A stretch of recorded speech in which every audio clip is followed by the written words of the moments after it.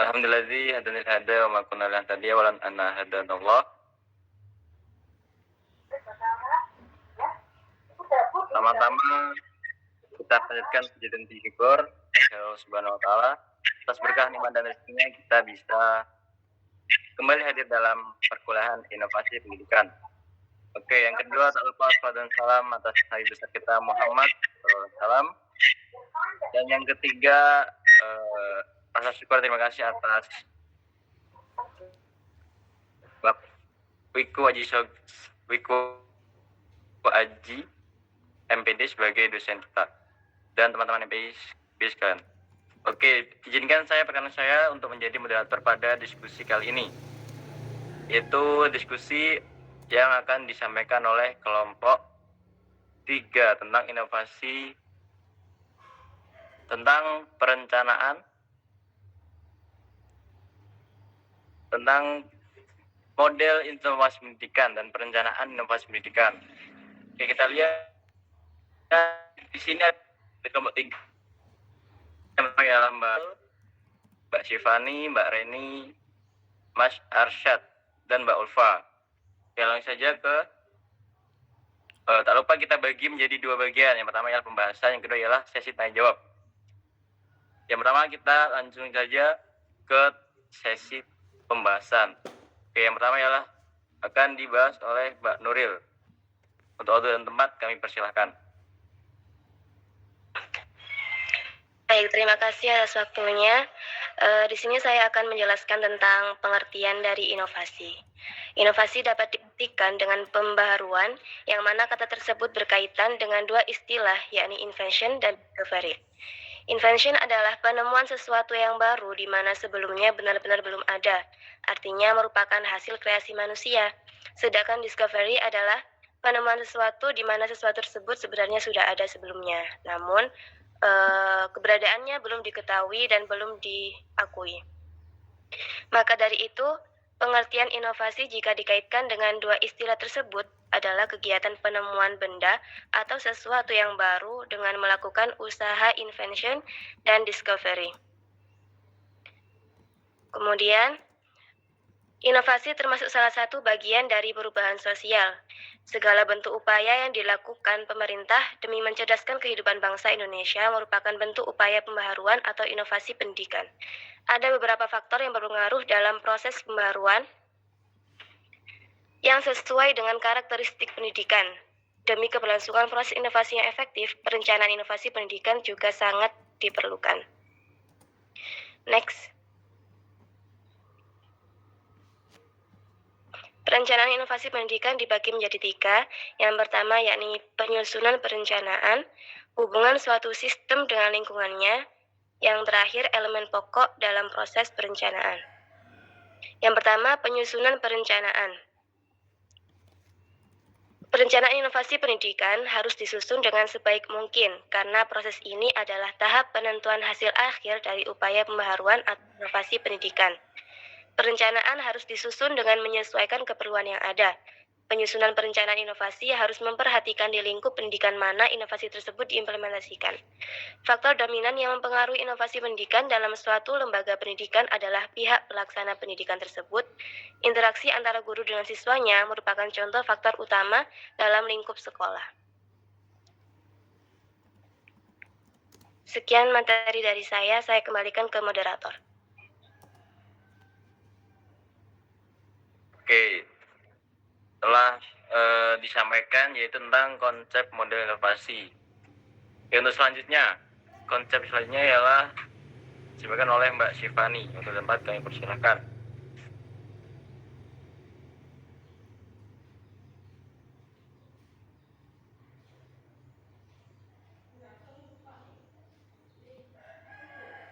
Apakah masih ada Mbak Syifani?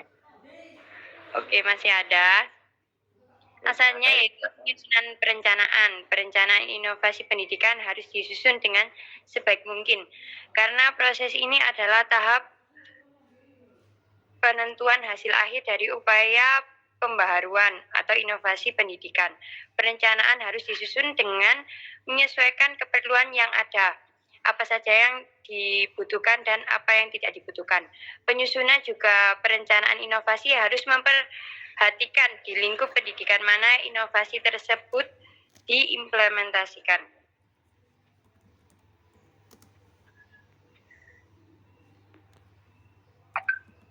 Yang selanjutnya yaitu hubungan suatu sistem dengan lingkungannya. Hubungan antar sistem dan lingkungannya dibagi menjadi 3 macam. Yang pertama ada reaktif, yang kedua proaktif, yang ketiga interaktif. Yang pertama yaitu reaktif. Reaktif itu adalah suatu hubungan yang berkesinambungan dan memberikan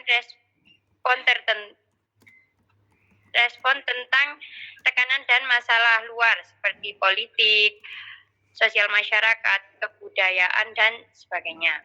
Yang selanjutnya yaitu proaktif. Proaktif itu mengambil sebuah inisiatif untuk membuat sebuah perubahan dan mencari sumber dari lingkungan luar. Dan yang terakhir adalah interaktif, yaitu hubungan antara sistem dengan lingkungannya. Keduanya saling memegang peran dalam proses pertumbuhan dan pengembangan.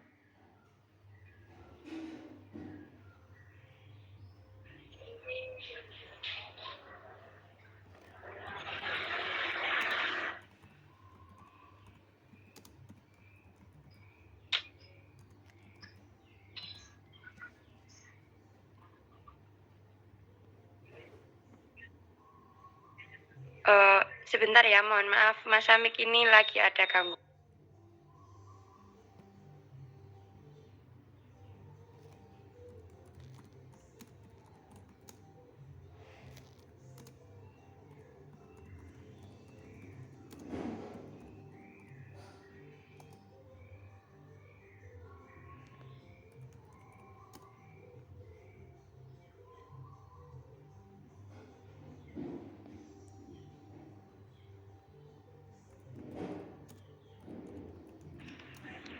Yang selanjutnya yaitu elemen pokok dalam proses perencanaan. Elemen-elemen ini diberikan agar dapat memperbaiki praktek pendidikan, hubungan dengan lingkungannya. Yang pertama yaitu ada ide inovasi, yang kedua adalah diagnosis, yaitu kesadaran adanya kesenjangan penampilan. Yang ketiga adalah implementasi dan monitoring. Yang keempat ada perumusan masalah. Yang kelima ada tujuan pemecahan masalah. Yang keenam adalah menentukan sumber dan penghambat. Yang ketujuh adalah menentukan alternatif pemecahan. Yang kedelapan memilih alternatif yang paling tepat.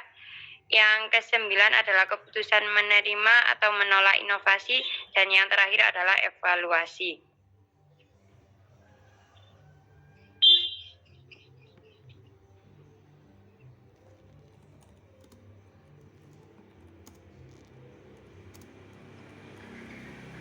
Adanya model-model dalam inovasi diciptakan sebagai kerangka dasar dalam memahami bagaimana suatu inovasi itu terjadi, serta bagaimana melihat kemampuan seseorang menjadi inovatif, adaptif, dan mampu mendifusikan suatu inovasi tertentu.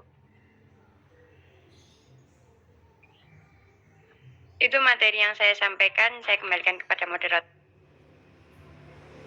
Oke, terima kasih Mbak Syifani atas pemaparannya. Lanjut ke model-model inovasi pendidikan yang akan disampaikan oleh Mbak Reni. Untuk tempat dan waktu kami persilahkan. Baik, selanjutnya di dalam inovasi pasti kita bakal menemukan model-model inovasi pendidikan. Di antaranya yaitu model penelitian, pengembangan dan difusi, model pengembangan organisasi, model konfigurasi. Di sini saya akan menyampaikan tentang metode penelitian, pengembangan dan difusi. Model inovasi ini didasari oleh pemikiran bahwa setiap orang memerlukan perubahan dan unsur pokok.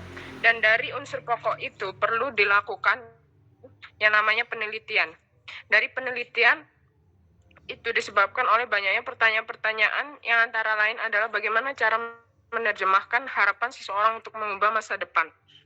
Setelah itu, dari penelitian itu tidak dapat langsung diimplementasikan dalam sebuah inovasi pendidikan, tapi perlu adanya pengembangan.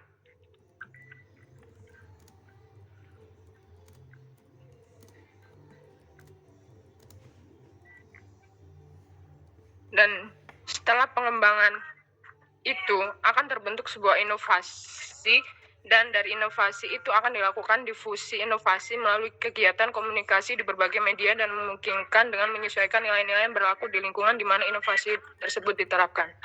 Sekian, terima kasih. Saya kembalikan ke moderator. Oke, terima kasih atas pemaparan dari model inovasi pendidikan. Untuk model yang selanjutnya ialah akan disampaikan oleh Mbak Ulfa. Untuk waktu tempat kami persilakan.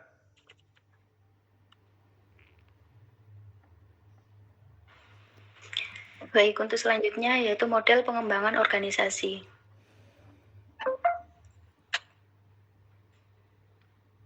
Dalam model pengembangan organisasi, lebih berorientasi pada organisasi daripada sistem sosial.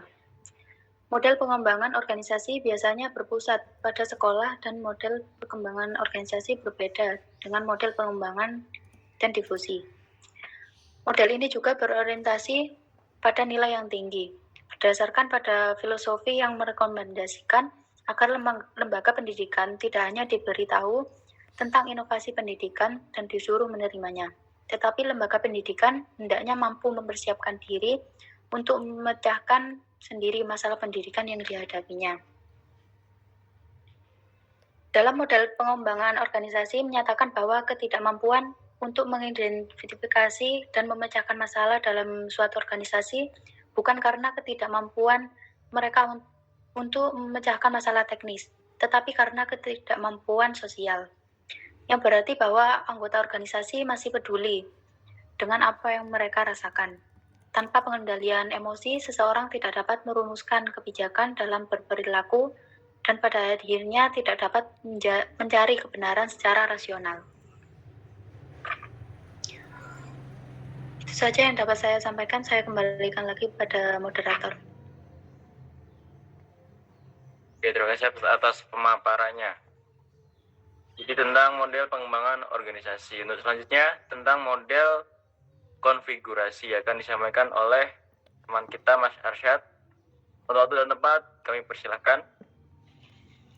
Baik, selanjutnya yaitu model konfigurasi. Model konfigurasi bisa juga disebut konfigurasi teori difusi inovasi yang terkenal dengan sebutan CLEAR.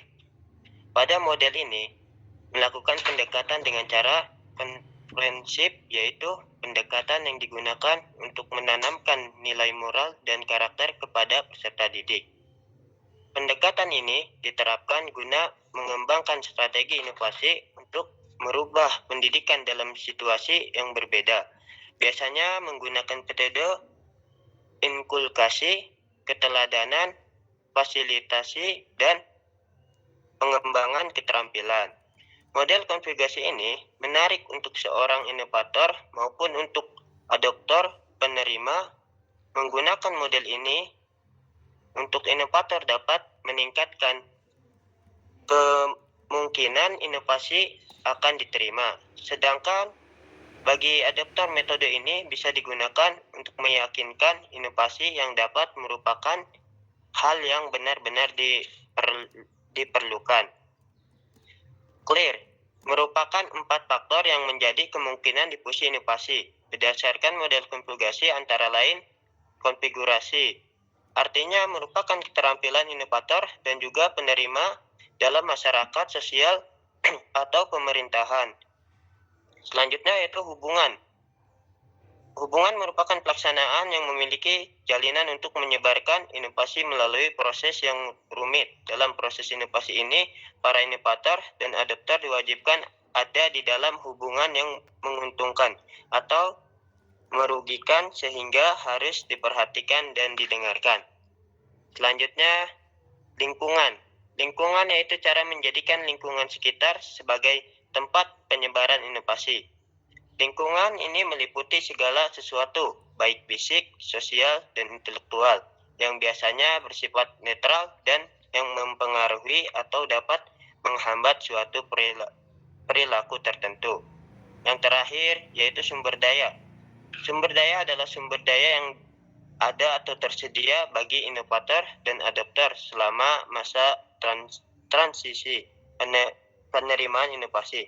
Sumber daya yang tersedia penting bagi inovator dan pengadopsian atau pengadopsi. Karena inovator dan adopter membutuhkan sumber inovasi untuk beraktivitas. Mungkin itu yang dapat saya sampaikan. Selanjutnya saya kembalikan ke moderator. Oke, terima kasih Mas Arsyad atas pemaparannya tentang model inovasi itu model konfigurasi. Oke, berikut ada sedikit tambahan dari Mbak Syifani tentang penjelasan materi tersebut. Oke, silakan. Ya, terima kasih waktunya buat Mas Hamid ya. Untuk Mas Hardi bisa minta tolong ke slide yang elemen pokok dalam proses perencanaan.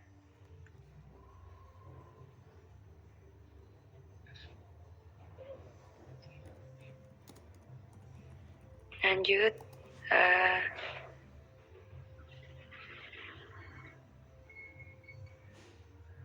Stop yang ini. Baik, ada sedikit penjelasan tambahan ya, biar teman-teman nggak bingung. Jadi adanya elemen ini diberikan agar dapat memperbaiki praktek pendidikan. Yang pertama yaitu ide inovasi, yang mana ide ini akan didiagnosis tentang adanya kesenjangan penampilan. Dari situ kita dapat mengimplementasikan dan tetap dalam panduan monitoring. Setelah itu muncullah sebuah masalah dan tujuan kita adalah memecahkan masalah tersebut. Dalam proses memecahkan masalah, pastinya kita menentukan sumber dan apa penghambat yang terjadi saat penghambat sudah berhasil kita temukan. Kita dapat menentukan alternatif mana yang cocok untuk menyelesaikan masalah tersebut. Setelah kita melaksanakan alternatif tersebut, kita dapat menentukan keputusannya. Dan yang terakhir adalah evaluasi sebagai tempat untuk introspeksi diri. Jadi tahapan-tahapan ini adalah tahapan-tahapan elemen-elemen yang berkesinambungan. Jadi seperti itu. Takutnya teman-teman ada yang kurang paham atau apa, itu adalah penjelasan tambahannya. Terima kasih. Waktu dan tempat saya kembalikan kepada moderator.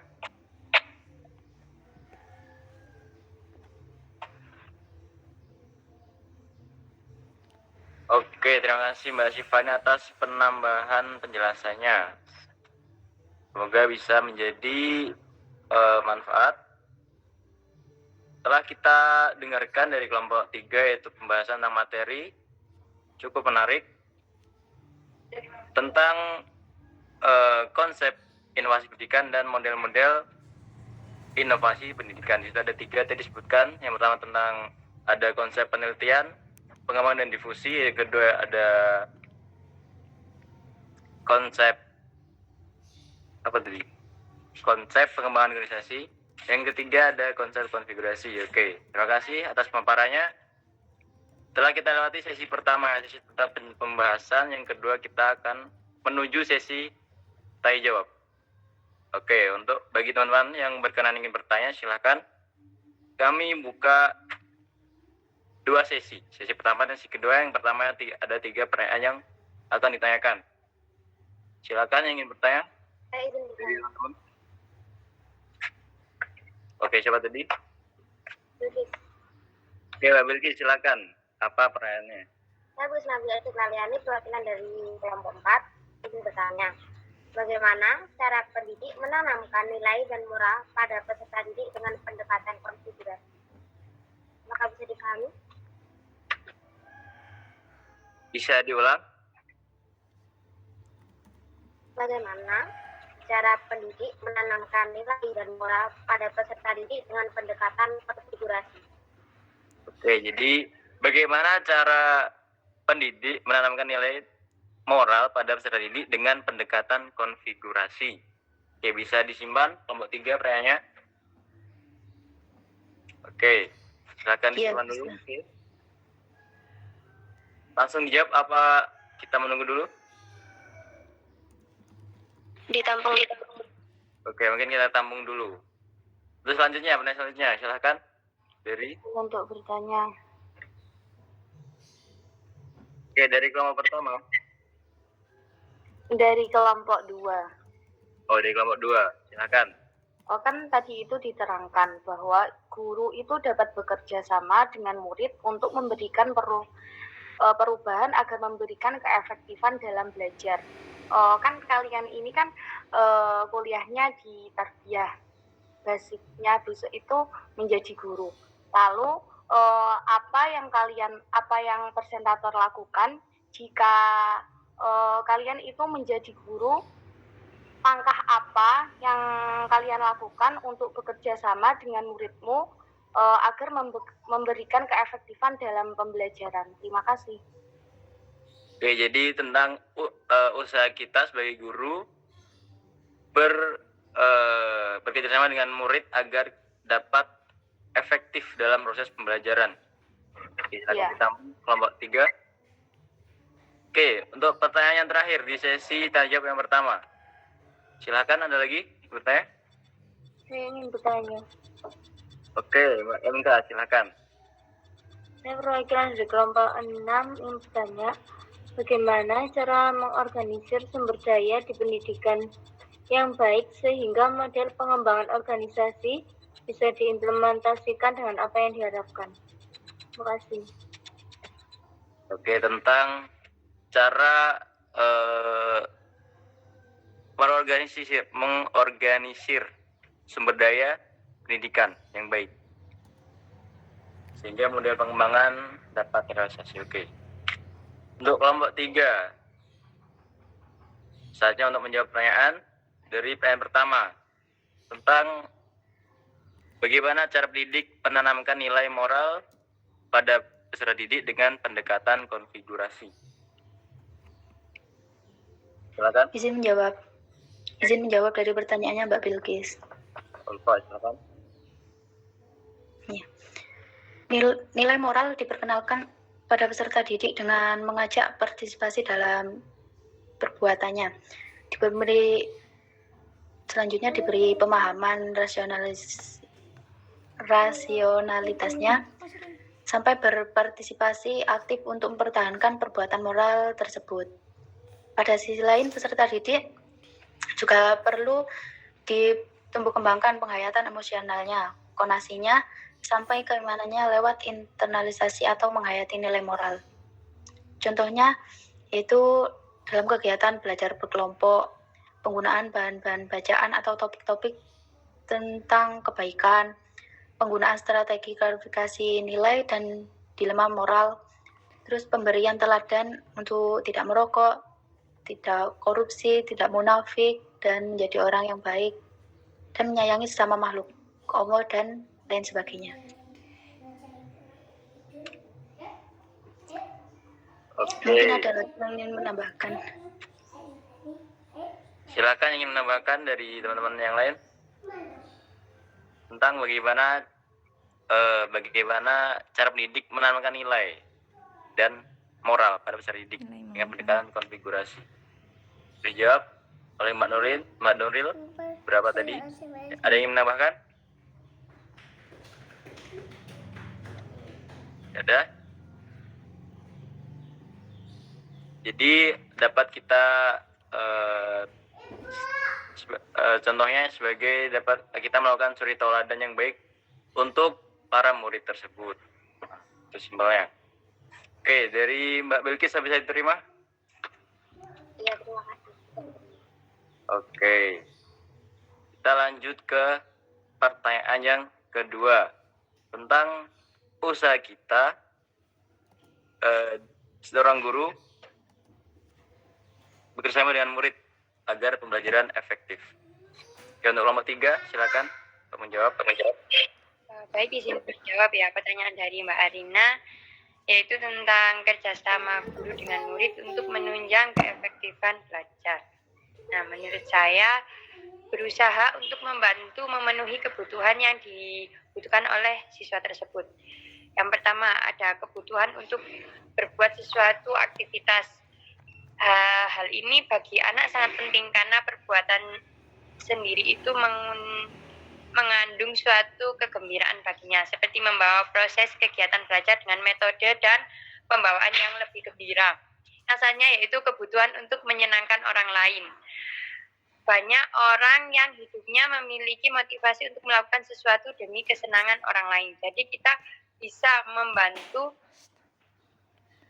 dengan penyampaian pembelajaran tersebut. Yang ketiga adalah kebutuhan untuk mencapai hasil. Suatu pekerjaan atau kegiatan belajar akan berhasil baik jika disertai dengan pujian kepada anak tersebut sebagai apresiasinya. Dan yang terakhir adalah kebutuhan untuk mengatasi kesulitannya. Jadi saat seorang siswa itu mengalami kesulitan atau hambatan, kita bisa membantu dan mendukung atas proses pembelajarannya. Seperti itu. Mungkin dari teman-teman ada pendapat lain, dipersilakan. Oke, terima kasih jawabannya. Teman-teman yang lain ada ingin menambahkan tentang usaha kita sebagai guru bekerjasama dengan murid agar terciptanya pembelajaran yang efektif? Ada yang menambahkan? Jadi sini guru tuh harus inovatif ya dalam proses pembelajaran agar apa yang ingin disampaikan guru itu masuk ke dalam pengetahuan si peserta didik. Jadi saatnya harus inovatif sebagai guru, karena di zaman yang modern ini banyak sekali hal yang harus kita manfaatkan seperti media sosial, game, dan masih banyak lainnya. Itu semua bisa kita jadikan sebagai sarana belajar yang inovatif dan efektif. Mungkin menarik juga bagi peserta didik. Makanya agar pembelajaran efektif tersebut. Yang lainnya ingin menambahkan? Silakan. Sudah ada? Oke, untuk Mbak Arin apakah sudah cukup jawabannya? Insya Allah sudah. Oke, terima kasih. Kita lanjut ke pertanyaan yang ketiga. Tentang bagaimana cara mengorganisir sumber daya di pendidikan yang baik, sehingga model pengembangan organisasi bisa diimplementasikan dengan apa yang diharapkan. Oke, kelompok 3 silakan menjawab. Menjawab. Oke, silakan Mbak Nuril.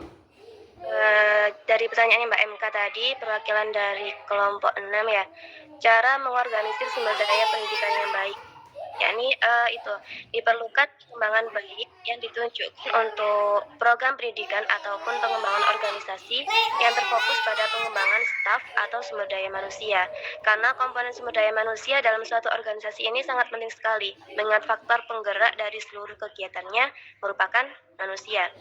Pengembangan sumber daya manusia dalam organisasi pendidikan dapat dilakukan dengan berbagai cara, diantaranya bisa melalui pendidikan, bisa melalui pelatihan dan juga pengembangan atau studi banding dan juga pendampingan kerja bagi staf-staf baru. Mungkin itu dari saya, boleh ditambahkan dari teman-teman yang lain. Oke, silakan teman-teman yang lain untuk menambahkan jawabannya Mbak Nuril tentang cara mengorganisir sumber daya di pendidikan. Ada yang menambahkan? Cara mengorganisir sumber daya. Yang terpenting adalah memanfaatkan dengan efektif ya. Jadi harus dimanfaatkan apa yang ada di dalam sebuah pendidikan. Dari guru, murid, sama-sama harus dimanfaatkan. Yang lainnya ingin menambahkan? Tidak ada? Oke, untuk yang bertanya tadi, apakah bisa diterima?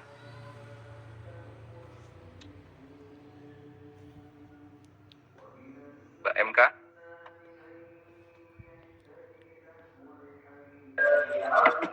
Itu nggak bisa.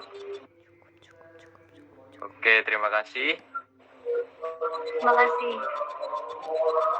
Ali. Oke, kita lanjut ke sesi tanya jawab yang kedua.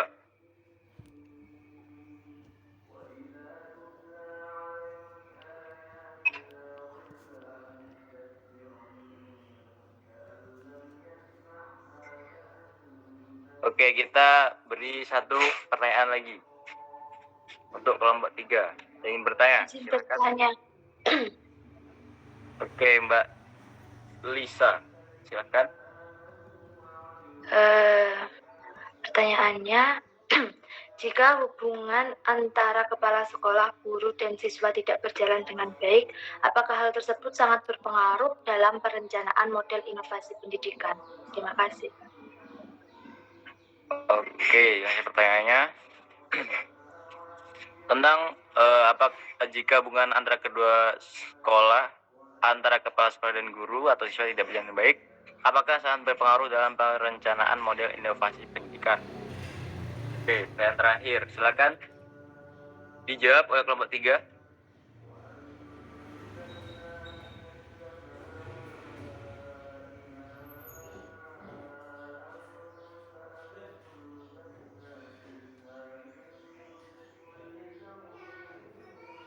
Jadi jika ada hubungan yang baik antara kepala sekolah atau guru atau dengan siswa, apakah bisa mempengaruhi perencanaan model inovasi pendidikan? Silakan untuk kelompok 3, kami berikan waktu untuk menjawab. Jadi PN, Mbak. Silakan. Ya, Mas Hamid, terima kasih atas waktunya. Sebentar ya, mau minta waktunya untuk menyiapkan jawaban. Kita tunggu sebentar.